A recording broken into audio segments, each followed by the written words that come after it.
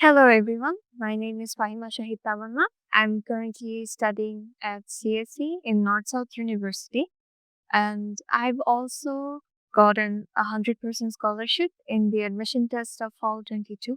So today I'll be taking your class on subject verb agreement. So আমরা দেখে নেই subject verb agreement দিয়ে কি বোঝাচ্ছে। So in a sentence, the verb must match the subject in number. তো একটা সেন্টেন্সের ভার্বটা সাবজেক্টের সাথে তার নাম্বার অনুযায়ী বসতে হবে। সো নাম্বার অনুযায়ী বলতে কি বোঝাচ্ছে, একটা সাবজেক্ট সিঙ্গুলার নাকি প্লুরাল সেটা আমাদেরকে দেখতে হবে। সো সিঙ্গুলার সাবজেক্ট যদি থাকে আমাদের ভার্বটা সিঙ্গুলার হবে, দেন প্লুরাল সাবজেক্ট যদি থাকে আমাদের ভার্বটাও প্লুরাল হবে। এটা সাবজেক্ট ভার্ব এগ্রিমেন্টের একটা বেসিক রুল, একদম বেসিক রুল। সো এক্সাম্পলস আমরা দেখে নিই। এখানে the coach is going to the arena. So এখানে দ্য কোচ একটা মানুষ, সো সিঙ্গুলার সাবজেক্ট, তাই আমাদের ভার্বটাও সিঙ্গুলার হয়েছে। তারপর the teacher has entered the classroom. The teacher singular subject, এই জন্য আমাদের ভার্ব হ্যাজ সিঙ্গুলার। তারপর দ্য জাজ হ্যাজ মেড আ ডিসিশন। এখানে দ্য জাজ সিঙ্গুলার সাবজেক্ট, এই জন্য আমাদের ভার্বটাও সিঙ্গুলার। প্লুরাল সাবজেক্টস এর ক্ষেত্রে আমরা দেখে নিই the players are training for their big match. So এখানে দ্য প্লেয়ার্স দিয়ে অনেকজন প্লেয়ারকে বোঝাচ্ছে, সো আমাদের সাবজেক্টটা প্লুরাল, এই জন্য আমাদের ভার্বটাও প্লুরাল হবে। আর তারপর the students are studying hard. তো দ্য স্টুডেন্টস মানে অনেকজন স্টুডেন্টসকে বোঝাচ্ছে, তাই সাবজেক্টটা প্লুরাল এবং আমাদের ভার্বটাও প্লুরাল হবে। The people has made a decision. এখানে পিপল একটা প্লুরাল সাবজেক্ট, তাই আমাদের ভার্বটাও প্লুরাল হবে। নেক্সট আমরা দেখে নেই বি ভার্ব, ডু ভার্ব এবং হ্যাভ ভার্বের ক্ষেত্রে কি রুলস আমরা ফলো করব। সো আমরা এখন দেখলাম যে সিঙ্গুলার এবং প্লুরাল সাবজেক্টের জন্য ভার্বের ফর্মগুলো কি কি হয়। সো বি ভার্ব আমরা কি কি জানি, এম, ইজ, আর, রাইট?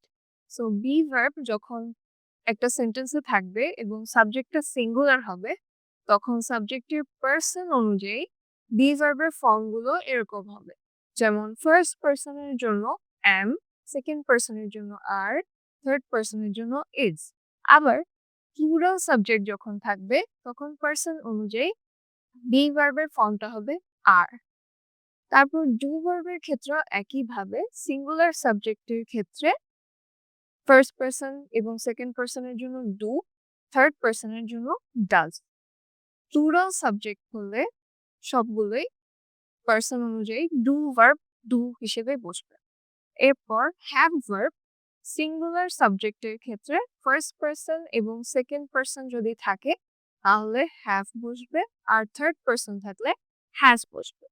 আবার প্লুরাল সাবজেক্ট যদি থাকে তাহলে ফার্স্ট পার্সন, সেকেন্ড পার্সন এবং থার্ড পার্সনের জন্য হ্যাভ বসবে। পরের স্লাইডে চলে যাই। সো সাবজেক্ট ভার্ব এগ্রিমেন্টের কিছু বেসিক রুলস আমরা এখানে দেখাবো। এই রুলস গুলো খুবই ইম্পর্ট্যান্ট অ্যাডমিশন টেস্টের জন্য। নর্থ সাউথ অ্যাডমিশন টেস্টে সাবজেক্ট ভার্ব এগ্রিমেন্ট থেকে অনেকগুলো কোয়েশ্চেন আসে এভরি টাইম। সো আমরা দেখে নিই। রুল নাম্বার 1 হচ্ছে collective nouns always take singular verbs. So collective nouns দিয়ে আমরা কি বুঝি? Group, army, family, a group of people, মানে কালেকশন অফ থিংস, এগুলো হচ্ছে collective noun. So collective noun যখন থাকবে একটা সেন্টেন্সে, এগুলোর সাথে সবসময় সিঙ্গুলার ভার্ব বসবে। যেমন দেখো, the group has finally agreed on the topic. So এখানে দ্য গ্রুপ একটা কালেকটিভ নাউন, এই জন্য আমাদের ভার্বটা সিঙ্গুলার হয়েছে, হ্যাজ। তারপর the army has issued the martial law. So এখানে আর্মি কালেকটিভ নাউন, এই জন্য আমাদের ভার্বটাও সিঙ্গুলার। নেক্সট রুল আমরা দেখি, দা এর সাথে যদি অ্যাডজেক্টিভ থাকে তাহলে আমাদের ভার্বটা ইউজুয়ালি প্লুরাল হয়। সো এক্সাম্পলস দেখে নিই। The old are often wise.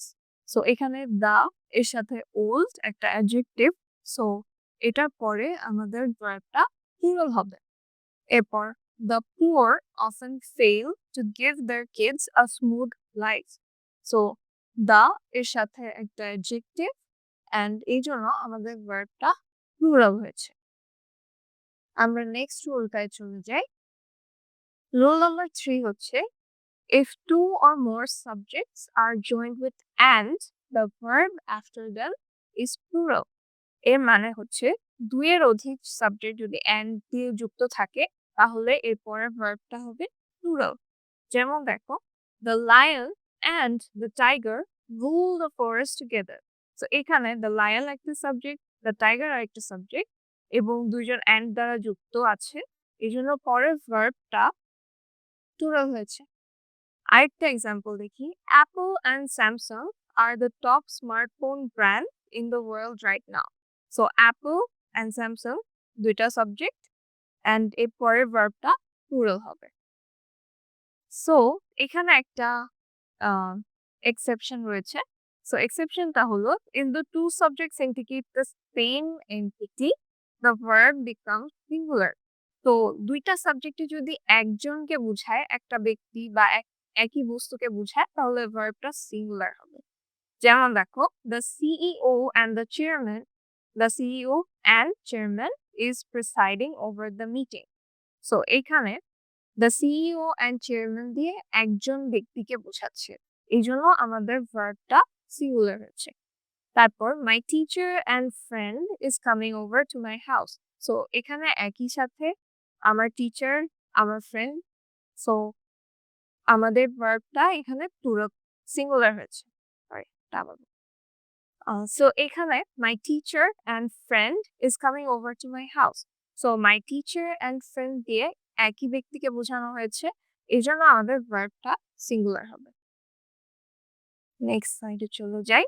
Rule number 4 হচ্ছে, if the subjects are connected with the following phrases, the verb agrees with the first subject of the sentence. So সেন্টেন্সে যদি এই ফ্রেজগুলো থাকে তাহলে আমাদের ভার্বটা বসবে প্রথম সাবজেক্ট অনুযায়ী। এখন আমরা কিছু এক্সাম্পল দেখে নিই। যেমন, my sister as well as my entire family is coming to attend my convocation. So এখানে প্রথম সাবজেক্ট হচ্ছে মাই সিস্টার এবং দ্বিতীয় সাবজেক্ট হচ্ছে মাই ফ্যামিলি। সো এখানে অ্যাজ ওয়েল অ্যাজ এই ফ্রেজটা আছে, তাই আমাদের ভার্বটা বসবে প্রথম সাবজেক্ট অনুযায়ী। এখানে প্রথম সাবজেক্ট মাই সিস্টার সিঙ্গুলার, তাই আমাদের ভার্বটাও সিঙ্গুলার হবে। আরেকটা এক্সাম্পল দেখি, Nahid along with Sami is driving to Cox's Bazar tonight. So এখানে along with ফ্রেজটা আছে এবং আমাদের ফার্স্ট সাবজেক্ট হচ্ছে নাহিদ, সেকেন্ড সাবজেক্ট হচ্ছে সামি, তাই আমাদের ভার্বটা বসবে প্রথম সাবজেক্ট অনুযায়ী। তাই আমাদের ভার্ব এখানে সিঙ্গুলার হচ্ছে, যেহেতু প্রথম সাবজেক্টটাও সিঙ্গুলার। নেক্সট রুলে চলে যাই। Rule number 5, if the subjects are connected with the following phrases, the verb agrees with the subject closest to it. So এখানে সেন্টেন্সে যদি either or, not only but also, nor, neither nor, or এসব ফ্রেজগুলো থাকে তাহলে আমাদের ভার্বটা তার সবচেয়ে কাছের সাবজেক্ট অনুযায়ী বসবে। যেমন দেখি, either my son or my daughter receives the delivery. So এখানে either or আছে আর আমাদের প্রথম সাবজেক্ট হচ্ছে my son আর ভার্বের কাছাকাছি সাবজেক্ট হচ্ছে my daughter. তো এখানে my daughter সিঙ্গুলার, তাই আমাদের ভার্বটাও সিঙ্গুলার হবে, receives। আবার not only the coach but also the players are fearful of the outcome of yesterday's match. So এখানে not only but also আছে এবং ফার্স্ট সাবজেক্টটা হচ্ছে the coach, second subject that is closest to the verb এটা হচ্ছে the players. So এখানে the players হচ্ছে plural, plural subject থাকলে কি হবে, প্লুরাল ভার্ব, তাই আমাদের ভার্বটাও প্লুরাল। আরেকটা example, the beef or the shrimp was the reason behind my allergic reaction. So এখানে ভার্বের সবচেয়ে কাছের সাবজেক্ট হচ্ছে the shrimp, এটা সিঙ্গুলার, তাই ভার্বটাও সিঙ্গুলার হবে।